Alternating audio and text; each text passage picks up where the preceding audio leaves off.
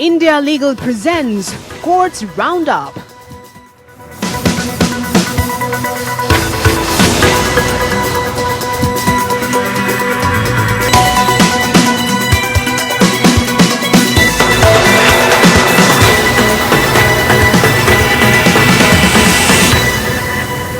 नमस्कार, मैं हूं जारा। कोर्ट्स राउंडअप में आपका स्वागत है। इस बुलेटिन में अगले आधे घंटे हम आपको कोर्ट से जुड़े तमाम छोटी बड़ी खबरों से रूबरू करवाएंगे और कोर्ट की कार्रवाई और सुप्रीम कोर्ट से लेकर हाई कोर्ट और लोअर कोर्ट तक के फैसलों को आपके सामने रखेंगे। आगे बढ़ने से पहले एक नजर डाल लेते हैं हेडलाइंस पर। 8 लाख के ईडब्ल्यूएस मानदंड पर सुनवाई के दौरान नीट पीजी पर सुप्रीम कोर्ट ने की मौखिक टिप्पणी। कहा, ईडब्ल्यूएस पर फैसला नीट पीजी 2022-23 प्रवेश पर भी होगा लागू।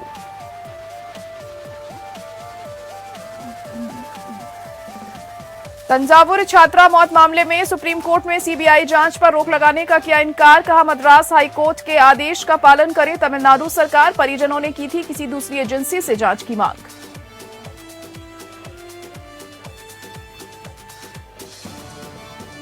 ऑनलाइन जुआ पर बैन के फैसले को कर्नाटक हाईकोर्ट ने पलटा। अब राज्य में फैंटेसी स्पोर्ट्स और गेमिंग कंपनी की होगी वापसी। नकद लेन देन वाले गेम्स खेल सकेंगे लोग।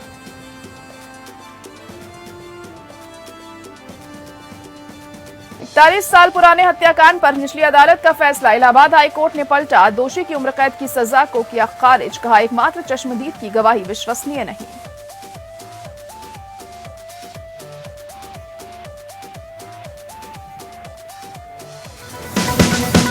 India Legal presents Courts Roundup.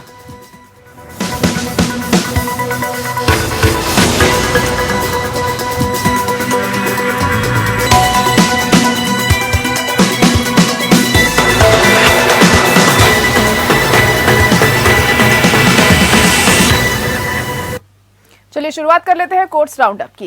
Tamil Nadu में धर्मांतरण केस में सुप्रीम कोर्ट ने बड़ा फैसला सुनाते हुए प्रदेश सरकार को फटकार लगाई है। अदालत ने तंजावुर की 12वीं में पढ़ने वाली लड़की की आत्महत्या के मामले की सीबीआई जांच के खिलाफ दायर अर्जी को खारिज कर दिया। मद्रास हाई कोर्ट ने इस मामले में सीबीआई जांच का आदेश दिया था, जिसे तमिलनाडु पुलिस ने सुप्रीम कोर्ट में चुनौती दी थी। अदालत ने कहा कि प्रदेश सरकार को हाई कोर्ट के फैसले की खिलाफत कर इस मामले को प्रतिष्ठा का विषय नहीं बनाना चाहिए। इसके साथ ही शीर्ष अदालत ने तमिलनाडु पुलिस को कहा कि वह मामले के सभी सबूतों को सीबीआई को सौंप दे और इसके साथ ही सुप्रीम कोर्ट ने यह भी साफ किया कि सीबीआई को जबरन धर्मांतरण के मुद्दे पर बात करनी चाहिए।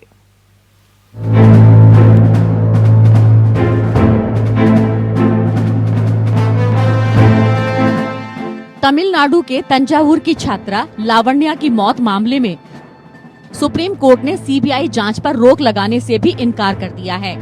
इसके अलावा अदालत ने तमिलनाडु सरकार की सीबीआई जांच के खिलाफ दी गई याचिका पर नोटिस भी जारी कर दिया है। अदालत ने पुलिस से कहा था कि वो अपनी तरफ से जुटाए गए सबूत सीबीआई को सौंप दे और मद्रास हाईकोर्ट के आदेश का पालन करे। शीर्ष अदालत ने फटकार लगाते हुए कहा कि प्रदेश की सरकार को हाई कोर्ट के फैसले की खिलाफत कर इस मामले को प्रतिष्ठा का विषय नहीं बनाना चाहिए। न्यायमूर्ति संजीव खन्ना और न्यायमूर्ति बेला एम त्रिवेदी की पीठ ने मद्रास उच्च न्यायालय के आदेश को चुनौती देते हुए तमिलनाडु के डीजीपी द्वारा दायर अपील पर नोटिस जारी किया। शीर्ष अदालत ने कहा कि मामले के 2 पहलू हैं। एक ये है कि अपेक्षित फैसले में कुछ टिप्पणियां दर्ज की गई हैं और दूसरा सीबीआई द्वारा जांच का निर्देश देने वाले अंतिम आदेश के संबंध में है। शीर्ष अदालत ने कहा कि सीबीआई की जांच में दखल देना उसके लिए उचित नहीं होगा, लेकिन वो पहले पहलू पर नोटिस जारी करेगी। पीठ ने कहा कि जारी नोटिस पर 3 सप्ताह में जवाब दिया जा सकता है। इस बीच जांच जारी रखने के आदेश के संदर्भ में जांच जारी है। मद्रास उच्च न्यायालय ने 31 जनवरी को मामले की जांच केंद्रीय जांच ब्यूरो यानी सीबीआई को सौंप दी थी। डीजीपी का प्रतिनिधित्व कर रहे वरिष्ठ अधिवक्ता मुकुल रोहतगी ने कहा कि मौत से पहले बयान रिकॉर्ड में है। यह एक असाधारण मामला नहीं है। ये ऐसा मामला नहीं है जो राज्य की पुलिस की छवि पर प्रभाव पड़े। इसे इतना बड़ा मुद्दा क्यों बनाया जा रहा है? तमिलनाडु राज्य की ओर से वरिष्ठ अधिवक्ता पी विल्सन ने प्रस्तुत किया कि एकल पीठ ने सीबीआई जांच का आदेश देकर अपने अधिकार क्षेत्र को पार किया है। तंजावुर में 12वीं क्लास के स्टूडेंट ने जहर खा लिया था, जिसे 9 जनवरी को अस्पताल में भर्ती कराया गया था। छात्रा की 19 जनवरी को मौत हो गई थी। आरोप था कि छात्रा से missionary boarding school saint Michael's girls home में जबरन कमरों की सफाई कराई जाती थी। इसके अलावा उस पर ईसाई धर्म अपनाने का भी दबाव था। इससे तंग आकर लड़की ने जहर खाकर जान देने की कोशिश की थी। तत्काल उसे अस्पताल ले जाया गया, जहां होश में आने पर उसने डॉक्टरों को उत्पीड़न की बात बताई थी। पुलिस ने भी उससे पूछताछ की थी और उसके आधार पर वार्डन को अरेस्ट कर लिया गया था। हालांकि तमाम कोशिशों के बावजूद भी छात्रा की 19 जनवरी को मौत हो गई थी। Bureau report, APN। Supreme court ने मौखिक रूप से कहा कि नीट पीजी मामले में आर्थिक रूप से कमजोर वर्ग या ईडब्ल्यूएस कोटा के लिए 8 लाख रुपए की वार्षिक आय मानदंड की वैधता के बारे में जो भी फैसला होगा वह नीट पीजी 2022 और 2023 प्रवेश पर भी लागू होगा। जस्टिस DY चंद्रचूड़ और जस्टिस सूर्यकांत की पीठ नीट पीजी उम्मीदवारों द्वारा दायर एक रिट याचिका पर सुनवाई कर रही थी, जिसमें नीट पीजी 2022 और 2023 के लिए 8 लाख रुपए के ईडब्ल्यूएस मानदंड की प्रयोजना पर स्पष्टीकरण की मांग की गई थी, क्योंकि 2021 और 22 काउंसलिंग को लेकर इसकी वैधता से संबंधित मुद्दा विचाराधीन है। इस मामले की सुनवाई शुरू हुई तो पीठ ने कहा कि उसने अगले साल के लिए प्रक्रिया को नहीं रोका है और मुख्य मामले नील ऑरेलियो नून्स और अन्य बनाम भारत संघ ईडब्ल्यूएस मानदंड की वैधता की मार्च में सुनवाई की जाएगी। याचिकाकर्ताओं की ओर से उपस्थित डॉक्टर चारू माथुर ने प्रस्तुत किया कि याचिकाकर्ताओं ने ईडब्ल्यूएस मानदंड के संबंध में ऑनलाइन फॉर्म में संपादन विकल्प के लिए समय सीमा बढ़ाने की मांग की है। बाद में वरिष्ठ अधिवक्ता अरविंद P दातार ने याचिकाकर्ताओं के लिए उपस्थिति दर्ज की और कहा कि एक नई रिट याचिका दायर की गई है, क्योंकि अगले प्रवेश के लिए भी वही ईडब्ल्यूएस मानदंड लागू होंगे। जस्टिस चंद्रचूड़ ने दातार को बताया, हमने 2022 और 23 के लिए प्रक्रिया को नहीं रोका है। हमने अभी कहा है कि ईडब्ल्यूएस कोटा हमारे आदेश के अनुसार होगा और हम मार्च में फैसला करेंगे। आप मुख्य मामले में हस्तक्षेप दर्ज कर सकते हैं। हम आपको इसे वापस लेने और हस्तक्षेप दर्ज करने की अनुमति देंगे। डॉक्टरों ने 11 फरवरी 2022 से एडिट विंडो की तारीख बढ़ाने और उम्मीदवारों को एडिट विंडो के दौरान ईडब्ल्यूएस श्रेणी का चयन करने में सक्षम बनाने के लिए एडिट विंडो में श्रेणी परिवर्तन विकल्प को शामिल करने की भी प्रार्थना की है। वहीं सुप्रीम कोर्ट को KAL एयरवेज के सूचित किया कि उसने स्पाइस जेट और उसके पूर्व प्रमोटर कलानिधि मारन और उनकी फर्म काल एयरवेज के बीच शेयर हस्तांतरण विवाद के पूर्ण निपटान के लिए स्पाइस जेट की पेशकश को स्वीकार करने से इनकार कर दिया। Chief justice NV Ramana, justice AS Bopanna और जस्टिस हेमा कोहली की पीठ ने पिछली बार KAL एयरवेज को स्पाइस जेट के प्रस्ताव पर विचार करने को कहा था। इसके मुख्य पॉइंट थे, स्पाइस जेट 300 करोड़ देगी, लेकिन विवाद का अंतिम समाधान हो जाएगा और आगे कोई मुकदमा नहीं होगा। या स्पाइस जेट द्वारा हाई कोर्ट में जमा की गई 270 करोड़ की बैंक गारंटी में से ये 100 करोड़ देगी और कोर्ट दिल्ली हाई कोर्ट के समक्ष धारा 34 के तहत लंबित याचिकाओं की शीघ्र सुनवाई के संबंध में निर्देश पारित कर सकता है। सुनवाई के दौरान KAL एयरवेज की ओर से पेश वरिष्ठ अधिवक्ता मनिंदर सिंह ने पीठ को बताया कि स्पाइस जेट की पेशकश पर विचार करने के बाद उन्होंने इसे स्वीकार नहीं करने का फैसला किया, क्योंकि उनका कुल बकाया 920 करोड़ रुपए का से अधिक है। स्पाइस जेट के वरिष्ठ अधिवक्ता मुकुल रोहतगी ने प्रस्तुत किया कि अदालत 2 सप्ताह में मामले की सुनवाई कर सकती है या हाईकोर्ट को धारा 34 की याचिका पर तेजी से सुनवाई करने के निर्देश दे सकती है। इसलिए बेंच ने 2 मार्च 2022 को मामले की सुनवाई करने का फैसला किया। पीठ KAL एयरवेज द्वारा दायर एक अर्जी पर सुनवाई कर रही थी। इसमें स्पाइस जेट को अपने विवाद में 243 करोड़ रुपए जमा करने का निर्देश देने वाले दिल्ली हाई कोर्ट के आदेश पर सुप्रीम कोर्ट द्वारा रोक लगाने की मांग की गई थी। कलानिधि मारन और एयरलाइंस के बीच शेयर हस्तांतरण विवाद में दिल्ली हाई कोर्ट द्वारा 2020 में पारित आदेशों को चुनौती देने वाली स्पाइस जेट की विशेष अनुमति याचिका में आवेदन दायर किया गया। ऑनलाइन जुए पर बैन के फैसले को कर्नाटक हाईकोर्ट ने पलट दिया है। अब राज्य में फैंटेसी स्पोर्ट्स और गेमिंग कंपनी की वापसी हो सकेगी और लोग अपना नकद लेन देन वाले गेम्स खेल सकेंगे। कर्नाटक हाईकोर्ट ने कर्नाटक पुलिस अधिनियम 2021 के प्रावधानों को रद्द कर दिया है।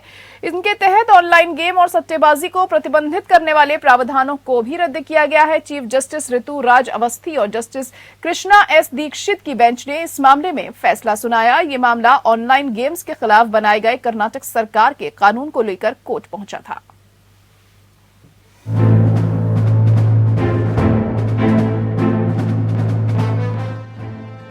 कर्नाटक उच्च न्यायालय ने ऑल इंडिया गेमिंग फेडरेशन बनाम कर्नाटक राज्य केस में गैम्बलिंग पर अहम फैसला सुनाया है। कोर्ट ने कर्नाटक पुलिस संशोधन अधिनियम 2021 के प्रावधानों को रद्द कर दिया है, जो ऑनलाइन गेम सहित कौशल के खेल पर सट्टेबाजी को प्रतिबंधित करता था और अपराधी बनाता है। कोर्ट ने कहा कि पूरे एक्ट को खत्म नहीं किया गया है, बल्कि केवल उल्लंघन करने वाले प्रावधानों को खत्म किया गया है। हालांकि बेंच ने ये स्पष्ट कर दिया कि जुआ के खिलाफ संविधान के अनुरूप नया कानून लाने वाले विधायिका के फैसले में ये फैसला नहीं होगा। ये तर्क दिया गया था कि राज्य के पास अधिनियम को पारित करने के लिए विधायी अधिकार की कमी थी, जो शीर्ष अदालत द्वारा निर्धारित मिसाल के विपरीत था और संविधान के अनुच्छेद 14, 19(1)(g), 21 और 301 का उल्लंघन था। कर्नाटक के ऑनलाइन गैम्बलिंग संशोधन कानून 2021 को हाईकोर्ट ने असंवैधानिक बताते हुए रद्द कर दिया। राज्य सरकार ने पिछले साल कानून में तब्दीली करके ऑनलाइन फैंटेसी और स्किल गेम्स को जुआ की कैटेगरी में डाल दिया था और गैर जमानती अपराध घोषित कर दिया था। इसके बाद गेमिंग कंपनियों ने अदालत की शरण ली थी। हाईकोर्ट ने ताज़ा फैसले से राज्य में फैंटेसी स्पोर्ट्स और gaming company dream 11, mobile premier league, games 24x7 यानी रमी सर्कल, माई 11 सर्कल और एस 23 आदि की फिर से वापसी हो सकेगी। भारत में ऑनलाइन गेमिंग के ऐसे कई गेम बहुत पॉपुलर हैं। कर्नाटक सरकार ने पिछले साल 5 अक्टूबर को नया ऑनलाइन गैम्बलिंग कानून लागू किया था। इसके तहत कर्नाटक पुलिस कानून में संशोधन करके ऐसे सभी ऑनलाइन गेम्स को बैन कर दिया गया था जिनमें नगद पैसों का लेन देन होता है। इससे ये गंभीर अपराध और गैर जमानती अपराध की श्रेणी में आ गए थे। इसके बाद स्किल बेस्ड गेमिंग कंपनियों को राज्य में अपना संचालन बंद करना पड़ा था। सरकार ने ये कदम ऑनलाइन गेमिंग पर रोक लगाने के लिए हाईकोर्ट में दाखिल एक जनहित याचिका के बाद उठाया था। इसके तहत सरकार ने कानून में बदलाव करके स्किल गेमिंग और गेम ऑफ चांस के बीच का अंतर हटा दिया। इससे स्किल बेस्ड गेम भी बैन के दायरे में आ गए थे। सरकार के इस बैन को करीब 1 दर्जन कंपनियों, औद्योगिक संगठनों और लोगों ने अदालत में चुनौती दी। शुरू में कंपनियां अंतरिम राहत के लिए कोर्ट पहुंची थी, जिस पर सिंगल जज की बेंच में सुनवाई हुई। उसके बाद मामले को विस्तृत सुनवाई के लिए चीफ जस्टिस ऋतु अवस्थी और कृष्णा एस दीक्षित के बेंच के हवाले कर दिया गया। सुनवाई के बाद हाईकोर्ट ने 22 दिसंबर को अपना फैसला सुरक्षित रख लिया। उस पर अब फैसला आया है। Bureau report, APN। Telangana high court ने हाल ही में एक फैसले में कहा कि बच्चों को अदालत में नहीं बुलाया जा सकता है और जब तक बहुत जरूरी नहीं है और मामले को साबित करने के लिए अन्य गवाह नहीं है, तब तक उन्हें गवाह के रूप में नहीं लाया जा सकता। कोर्ट ने कहा कि जब वयस्क गवाह उपलब्ध हों तो बच्चों का परीक्षण नहीं करना अभियोजन के मामले के लिए घातक नहीं है। जस्टिस जी राधा रानी ने ये टिप्पणी निचली अदालत के आदेश के खिलाफ राज्य द्वारा दायर एक अपील पर सुनवाई के दरमियान की, जिसमें आईपीसी की धारा 448 से 354 के इरादे से महिला पर हमला या आपराधिक बल का और 506 के तहत अभियुक्तों को बरी करने का आदेश दिया गया था। अभियोजन का मामला ये था कि शिकायतकर्ता, जो कि 35 वर्ष की आयु की पीड़िता है, ने आरोपी के खिलाफ एक रिपोर्ट दर्ज कराई है कि आरोपी ने उसके घर में आपराधिक रूप से अत्याचार किया है, इसकी शील भंग की और उसे गंभीर परिणाम भुगतने की धमकी दी। रिकॉर्ड पर मौजूदा मौखिक और दस्तावेजी साक्ष्यों पर विचार के बाद आरोपी को सभी मामलों में बरी कर दिया गया था। निचली अदालत ने पाया था कि अभियोजन पक्ष की ओर से गवाहों की साक्ष्यों में विसंगति है। निचली अदालत की ये टिप्पणी कि बच्चों का परीक्षण न होना अभियोजन के मामले के लिए घातक था, ये भी तर्क के अनुकूल नहीं है। निचली अदालत ने पीड़िता और अन्य गवाहों के साक्ष्य पर विश्वास न करने के लिए कोई ठोस कारण नहीं बताया था। हाई कोर्ट ने फैसला सुनाया कि ट्रायल कोर्ट ने अभियोजन पक्ष के गवाहों के साक्ष्य पर विचार करने में त्रुटि की है और अभियुक्तों को कुछ छोटी विसंगतियों पर बरी कर दिया है, जो अभियोजन मामले के लिए घातक नहीं थे। नतीजतन ट्रायल कोर्ट के फैसले को रद्द कर दिया और आपराधिक अपील को अनुमति दी। आरोपी को कारावास व अर्थदंड की सजा सुनाई गई। आंध्र प्रदेश हाईकोर्ट द्वारा 31 जनवरी 2022 को पारित आदेश के अनुपालन में एक हलफनामा दायर करते हुए ट्विटर ने कोर्ट को सूचित किया है कि उसने न्यायपालिका हाईकोर्ट के जज के खिलाफ पोस्ट की गई अपमानजनक टिप्पणियों को हटाने के लिए आवश्यक कदम उठाए हैं। आंध्र प्रदेश उच्च न्यायालय ने पहले उच्च न्यायालय के आदेश के अनुसार न्यायपालिका और कुछ उच्च न्यायालय के न्यायाधीशों के खिलाफ पोस्ट की गई अपमानजनक टिप्पणियों को हटाने में विफल रहने के लिए ट्विटर से स्पष्टीकरण मांगा था। यह स्पष्टीकरण मुख्य न्यायाधीश प्रशांत कुमार मिश्रा और न्यायमूर्ति एम सत्यनारायण मूर्ति की खंडपीठ द्वारा मांगा गया था, जो वर्तमान में न्यायाधीशों के खिलाफ आंध्र प्रदेश के सत्तारूढ़ दल के कुछ सदस्यों द्वारा किए गए अपमानजनक और धमकी भरे सोशल मीडिया पोस्ट के संबंध में एक स्वतः संज्ञान मामले की सुनवाई कर रहा है। अनिवार्य रूप से अक्टूबर 2021 में न्यायालय ने सोशल मीडिया मध्यस्थों फेसबुक, ट्विटर, यूट्यूब को 36 घंटे के भीतर न्यायपालिका और न्यायाधीशों के खिलाफ अपमानजनक सामग्री URL ID को हटाने का निर्देश दिया था। हालांकि अतिरिक्त सॉलिसिटर जनरल ने सूचित किया कि ट्विटर ने उच्च न्यायालय या CBI द्वारा सूचना भेजे जाने के बावजूद विषय URL को नहीं हटाया है। कोर्ट ने बताया कि ट्विटर इस न्यायालय के आदेशों का पालन नहीं कर रहा है। साथ ही याचिकाकर्ता की ओर से पेश वकील N अश्विनी कुमार ने भी कोर्ट को बताया कि VPN में बदलाव करके भारत में ट्विटर की पहुंच है। अब ट्विटर ने हलफनामा दाखिल कर 7 फरवरी को कोर्ट के आदेश का पालन करने की जानकारी दी। ये ध्यान दिया जा सकता है कि 2020 में मुख्य न्यायाधीश प्रशांत कुमार मिश्रा और न्यायमूर्ति ललिता कन्नेंगती की एक खंडपीठ ने संसद सदस्य और एक पूर्व विधानसभा सदस्य सहित 49 व्यक्तियों को स्वतः संज्ञान अवमानना नोटिस जारी किया था। ये देखते हुए कि उन्होंने डराने धमकाने और न्यायाधीशों के खिलाफ अपमानजनक सोशल मीडिया पोस्ट की है। उच्च न्यायालय ने मामले की जांच CBI को स्थानांतरित कर दी थी और न्यायाधीशों के खिलाफ अपमानजनक सोशल मीडिया पोस्ट की जांच करने का निर्देश दिया था।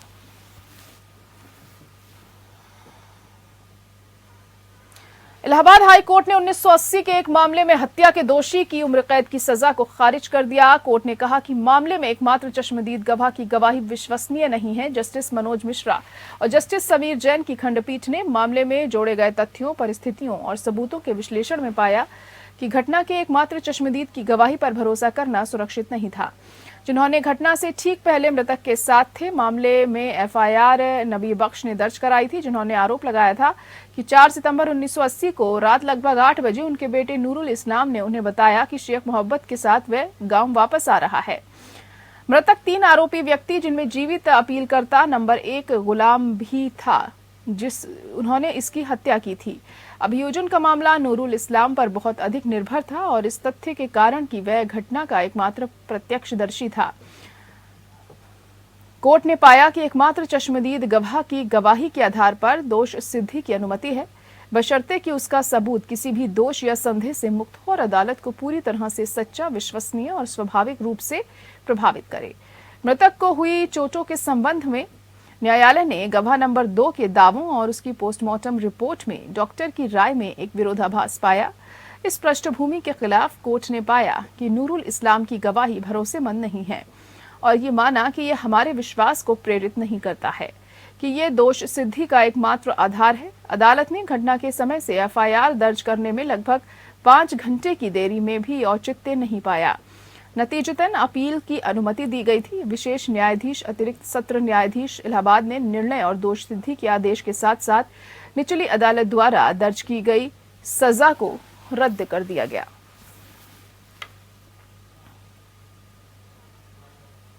और इसी के साथ कोर्ट्स राउंड अप में आज के लिए इतना ही। बाकी खबरों के लिए आप बने रहिए हमारे साथ।